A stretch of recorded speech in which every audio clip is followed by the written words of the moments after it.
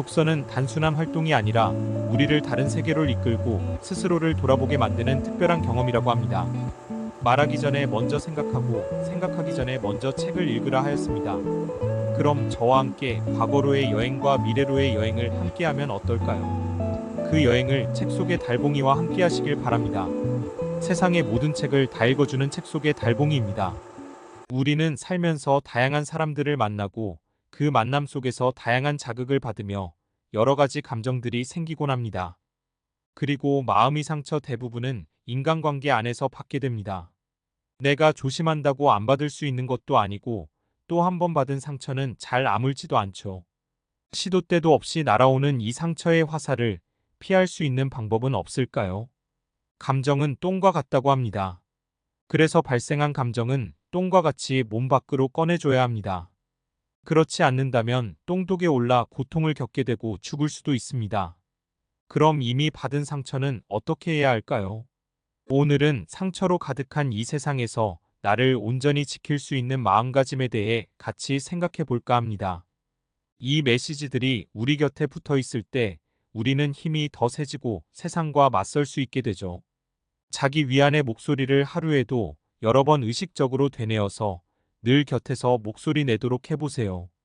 우리가 받은 상처 가운데 가장 아픈 상처는 누구로부터 받은 상처일까요? 다른 사람보다 오히려 가장 가깝고 가장 사랑하는 사람에게서 받은 상처가 더 깊고 크지 않나요? 그럼 본문으로 들어가 보겠습니다. 질투나 시기심은 부러움과는 어떻게 다른가요? 질투나 시기심 그리고 부러움은 모두 자신보다 잘나거나 뛰어난 사람을 대할 때 느끼는 감정입니다.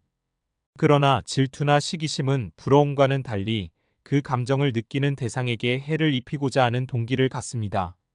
해를 입히거나 가진 것을 빼앗음으로써 자신보다 우월한 점을 없애거나 깎아내리려 한다는 것이죠. 부러움과 비슷하면서도 이 점에서는 굉장히 다르고 위험하기까지 한 감정입니다. 반면 부러움은 그대로 인정하는 마음입니다.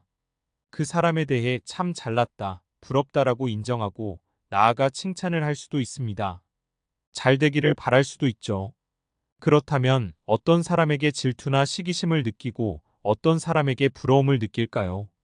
질투나 시기심은 소위 만만하게 느껴지는 사람, 어느 정도 자신과 비교될 수 있는 대상에게 갖는 감정입니다. 자신과 어느 정도 비슷한 사람에게 느껴지죠. 예를 들면 성적에 관해서는 등수가 비슷한 친구에게 질투를 느낍니다. 반면 부러움은 비교될 수 없는 대상에게 갖는 감정입니다. 성적에 있어서 매번 정규 1등을 하는 친구에게는 질투가 아니라 부러움을 느낍니다. 미모에 있어서 도저히 따라갈 수 없는 김태희와 전지현에게 질투를 느끼기는 어렵습니다. 그저 부럽다라는 마음이 들 뿐이죠. 그럼 왜 시기심을 느낄까요? 우리 안에는 사람마다 영역도 다르고 정도도 다르지만 어느 정도의 열등감이 있습니다. 그 열등감이 시기심을 만들어냅니다.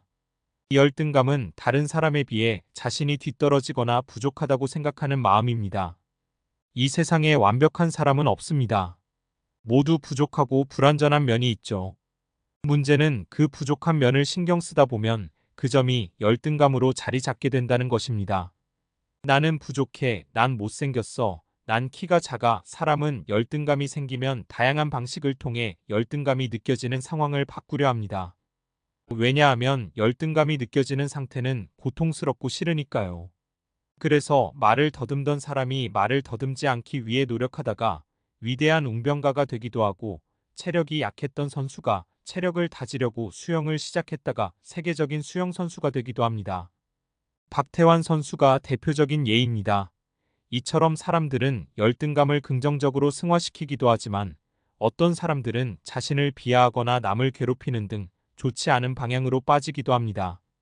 이 두 가지 길의 차이는 열등감을 대하는 태도에 달려 있습니다. 즉, 열등감 자체가 문제가 아니라 열등감을 느끼는 그때 취하는 태도가 중요한 겁니다. 어떤 사람은 자신의 부족한 부분만 계속 탓합니다. 나는 잘하는 게 없어. 나는 이것밖에 안 돼. 이런 사람을 대하면 처음에는 안타깝지만 옆에서 계속 이렇게 자신을 비하하는 부정적 태도에 불편한 감정을 느끼게 됩니다. 또 이 사람에게 조언을 해주고 싶어도 아무리 좋은 이야기를 하고 격려를 해도 달라지지 않는 태도에 무력해집니다. 어떤 사람은 다른 사람들보다 우월해 보이려고 남을 업신여기거나 자신의 잘난 부분을 과시하기도 합니다. 남을 이용해서 자신을 돋보이게 하고 자기가 잘났다는 것을 증명해 보이려 합니다. 열등감을 느끼는 비교 대상을 교묘하게 또는 적극적으로 괴롭히거나 못살게 굴어서 자신이 그 사람보다 더 나은 위치에 있다는 느낌을 받으려 애쓰기도 합니다. 주변에서 무슨 말씀 드릴까요? 말만 하면 비꼬아서 얘기하는 사람들이 있죠. 그 사람의 마음 안에는 이러한 열등감과 시기심이 꿈틀거리며 영향을 미치고 있을지 모릅니다. 우리 모두는 부족하고 불완전합니다. 그것을 있는 그대로 수용하십시오.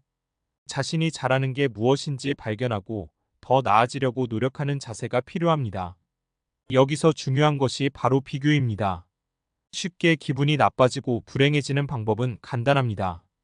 비교하면 됩니다. 남과 나를 비교하고 과거의 나와 지금의 나를 비교하고 그 무엇인가에 자신을 비교하는 것은 스스로를 불쾌하고 불행하게 만들어서 또한 다른 사람과의 비교는 그 사람과의 인간관계를 위험에 빠지게 합니다.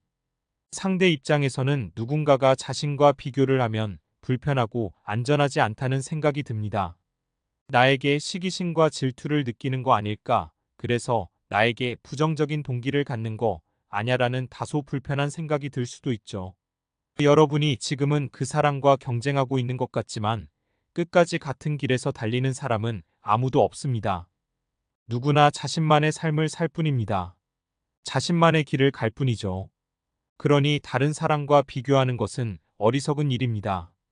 불쾌한 감정을 만들어내고 곁에 있던 친구나 동료를 잃게 만들죠. 그러니 더 이상 비교하지 마세요.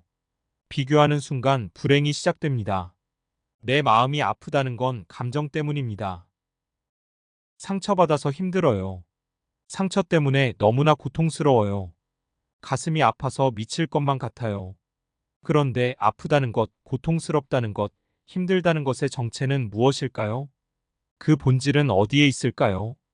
힘들다는 것은 바로 감정 때문입니다. 우리는 화를 주체하기 어려워서 힘이 들고 긴장이 되고 조마조마하고 불안합니다. 슬퍼서 힘들고 가슴이 뻥 뚫린 것 같은 공허함에 힘들기도 합니다. 수치스러워 쥐구멍에라도 들어가고 싶지만 그럴 수가 없어서 고통스럽습니다. 즉 아프다는 것, 고통스럽다는 것, 힘들다는 것은 바로 감정입니다. 상처로 인해 발생한 감정이 우리에게 고통을 주고 아픔이 되는 겁니다. 따라서 상처를 이해하기 위해서는 감정을 이해해야 합니다. 상처는 반드시 불쾌한 감정을 유발합니다. 당황스럽고 놀라고 혼란스럽고 화나고 수치스럽고 슬프고 불안합니다. 그렇다면 여기에서 감정이 무엇인지 언제 느껴지는지 알 필요가 있습니다. 감정은 어떤 자극이나 대상이 우리의 관심사나 이루길 원하는 목표와 관련되어 있을 때 발생합니다.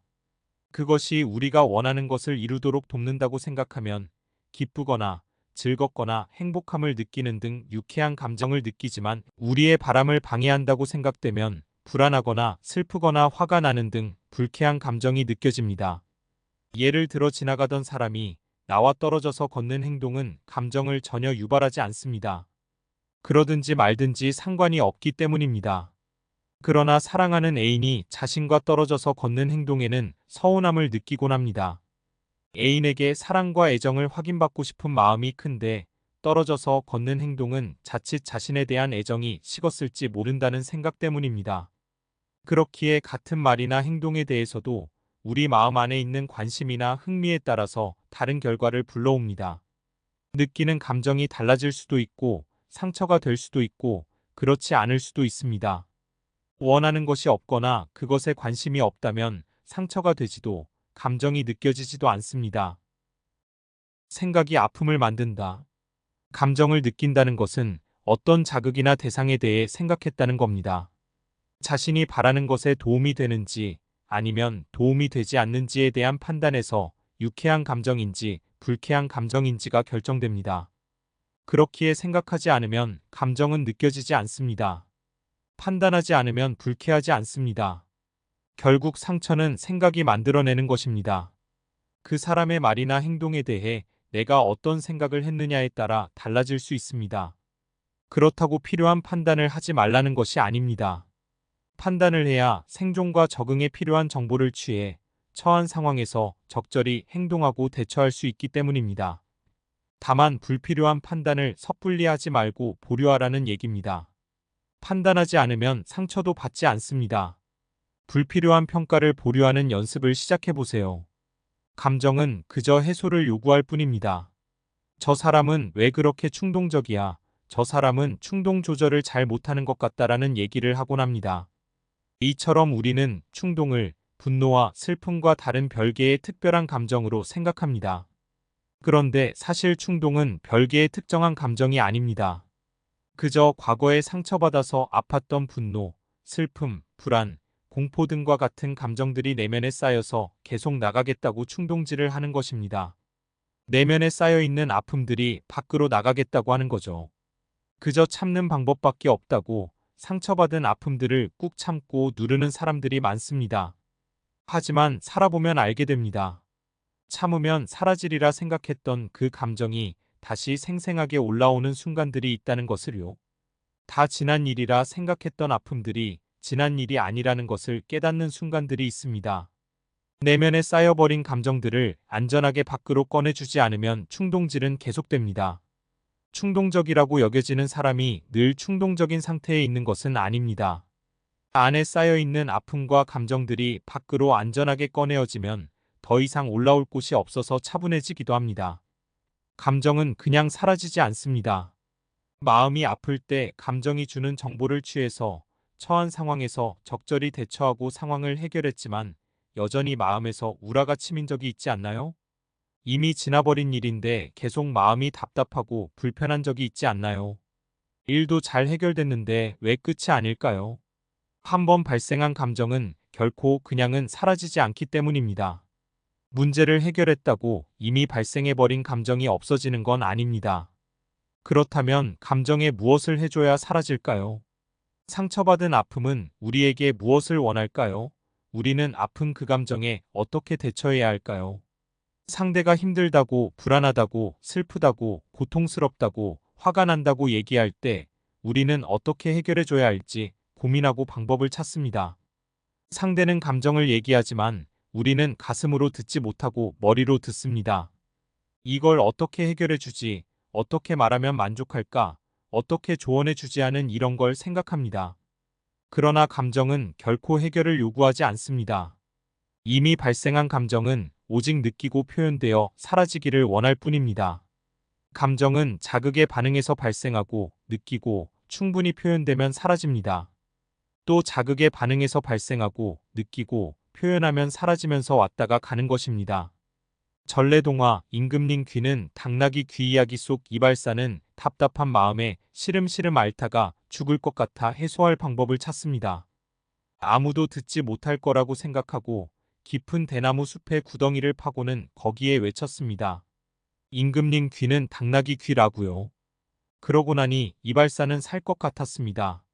화가 났을 땐 그 화를 느끼고 표현하면 사라지고 슬플 땐 그 슬픔을 느끼고 표현하면 사라집니다.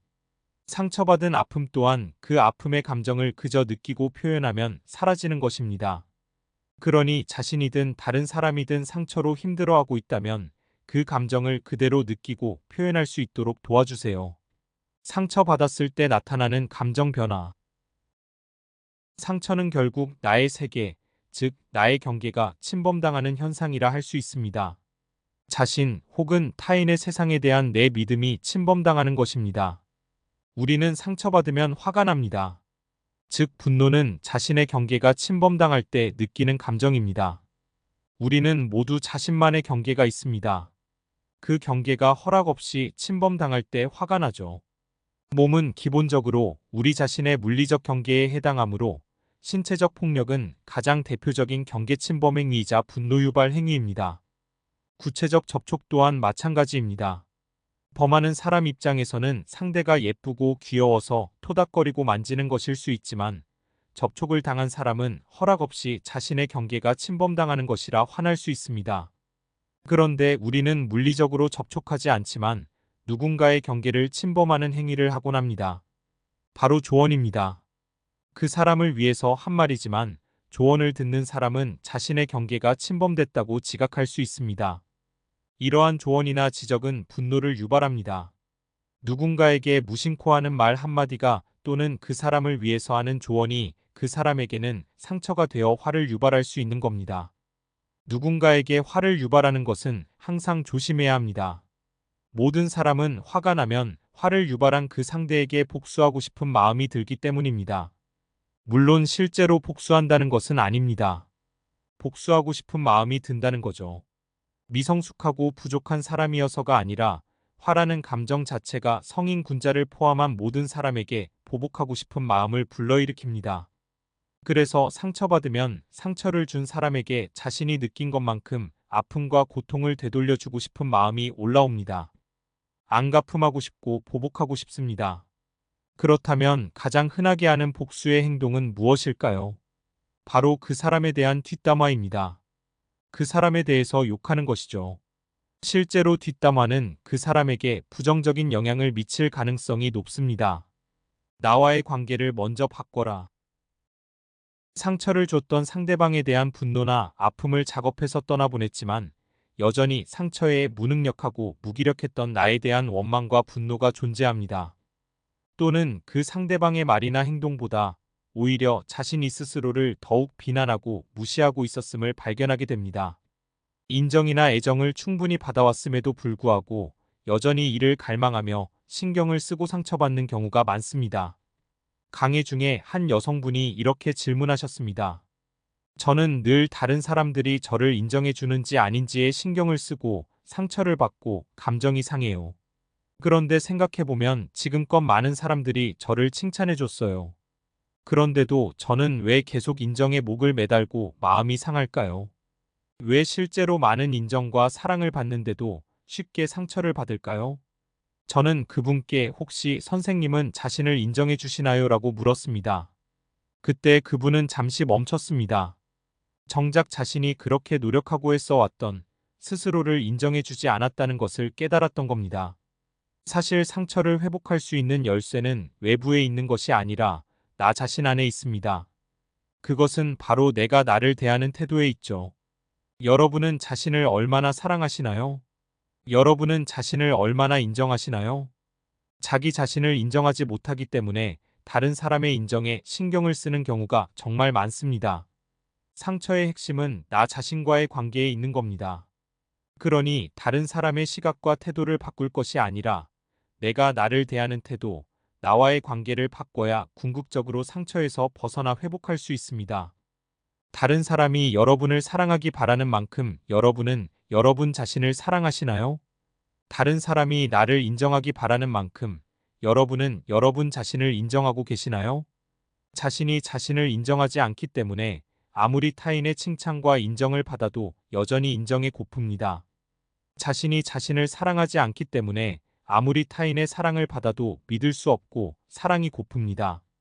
내가 나를 인정하지 않고 사랑하지 않을 때 주변으로부터 인정과 사랑을 얻어 채우려 합니다.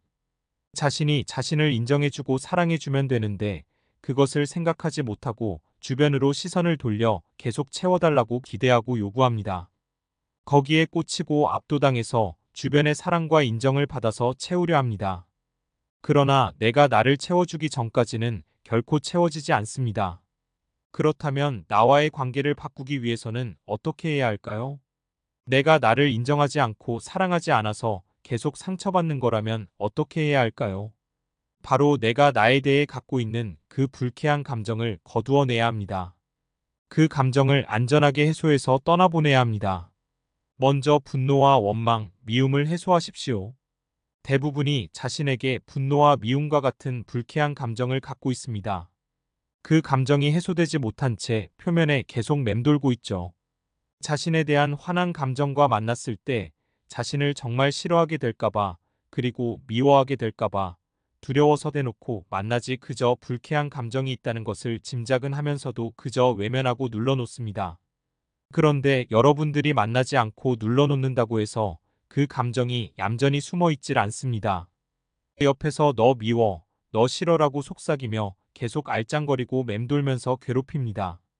그렇게 영향을 받아 주변 사람들의 말이나 행동, 그리고 처하는 상황이나 사건에 쉽게 상처받게 되죠. 그러니 나에 대한 그 감정을 만나서 실컷 밉다고 해보세요. 자신이 싫다고 해보세요. 자신에게 화가 난다고 대놓고 말해보세요. 우리 안에 있는 그 감정은 밖으로 내보내야 해소되어 사라질 수 있습니다. 자신을 미워하는 그 감정에 주의를 기울여 말, 글, 몸으로 해소될 때까지 계속 따라가면서 작정하고 만나서 실컷 대놓고 미워하고 화내보세요. 그래야 비워질 수 있습니다. 더 이상 자신을 미워하거나 싫어하지 않을 수 있습니다.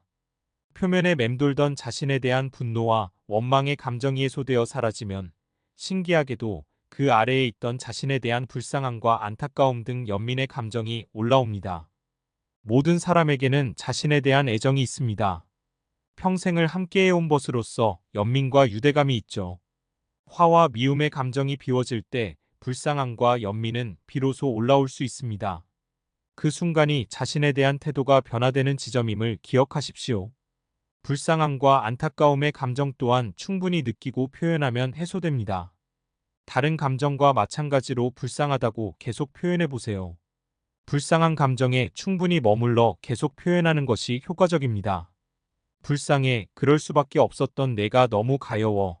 그래야 이 감정도 떠나보낼 수 있게 됩니다. 불쌍한 감정을 계속 표현하다 보면 자연스럽게 자신을 지지하는 생각들이 올라오기 시작합니다. 전에는 너는 부족해, 네가 잘못했어. 화나고 비난하는 마음만 가득했다면 그것이 비워지면서 불쌍한 마음이 올라오고 자신을 지지해주고 싶은 생각도 함께 떠오릅니다. 자신을 지지하는 생각들이 결국 나를 지켜주는 힘이 되는 겁니다.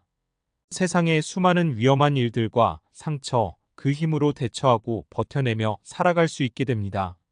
그러니 자기 위안의 목소리를 찾았다면 그것을 구체적으로 적어보세요. 그렇지 않으면 쉽게 잊어버리고 맙니다. 오늘도 행복하고 편안한 하루 되세요. 세상의 모든 책을 다 읽어주는 책 속의 달봉이입니다.